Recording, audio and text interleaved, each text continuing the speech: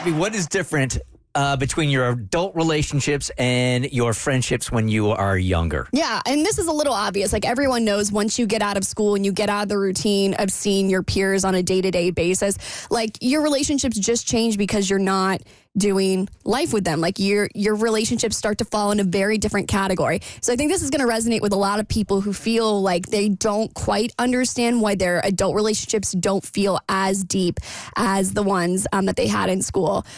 So this is from a user called Bianca on TikTok, and she put the perfect words to this that really, really resonated with me. Be honest with yourself. Have most of your friendships devolved into catch-up friendships? I've never heard anyone talk about this, but it's something that nobody tells you about how your friendships change after college. When you're in school, you spend a lot of time with your friends, whether you're in classes together, or you work together, or you live together. That's like the beauty of college in a nutshell. Everyone you love is in one convenient 5-block radius. And because you're able to see your friends so much, you're so much more intimately aware about what's going on in their lives and then with yours. So like every second isn't necessarily precious. A great social night with a friend of yours might just be like watching a movie together or like hanging in silence. As you get to see them so much, coexistence is still a beautiful way to connect. But after you graduate, inevitably your friendships will splinter. Maybe you'll move to a different city from a lot of your friends. You'll take on a job that keeps a lot of your hours busy so you don't get to talk to people as much. So maintaining those friendships from school is a lot less about coexisting and more about organizing discrete dinners or drinks or FaceTimes or phone calls to catch up. And at first you think you're going to talk to these people a ton. And maybe you can manage that for some of your closest friends,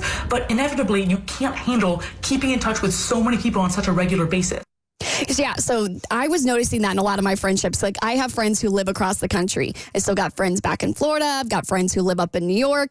And I realized, I'm like, oh my God, I do this like once a month with them where I'm like, hey, do you have time to call? Do you have time to FaceTime? And we do the whole thing where it's a 3-hour FaceTime conversation where all we're doing is catching up. And then by the time the 3 hours runs out, I realize, oh, now we're on to new material. Like, that was just the last 3 months of your life. And now we're talking about what you did today.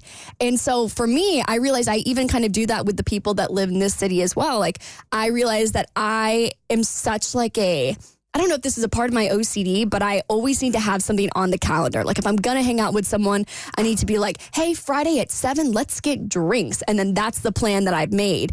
And I've realized I would probably have a lot more deeper and more intimate relationships if I did what I did in college, where you really do life with someone, where if you're going to Target, you would call down the hall and say, hey, does anyone want to go to Target with me? And then while you're roaming the aisles, you're hearing about that hookup they had last night. You're hearing about the things that you wouldn't normally get on like a 3-hour FaceTime phone call when you're just catching up. So, I miss the errand buddies. The errand buddies, where you're just like, oh, what do you need? And do you want to make dinner later this week? It just feels more of like what people say when you need a village in your life, a village of supporters. And so for me, my goal with my friendships now is to be less like, oh, I've got to wait till Friday to go get dinner with someone, and to make plans throughout the week where it's more of like you're doing life. So you feel more of like you have that village around you. I feel like your circle just becomes smaller also as you get older as well. So you don't have to keep connected with as many people. It just kind of happens organically. The ones that are supposed to stay, and the ones that fall off. Right. It's definitely something to like kind of growing up and growing apart from, I guess, people that you were friends with when you were younger, because you become a different person. I know. But it does feel sad. I'm like, wow, why do I only have 4 friends now? I used to have so many girls. The Bert Show.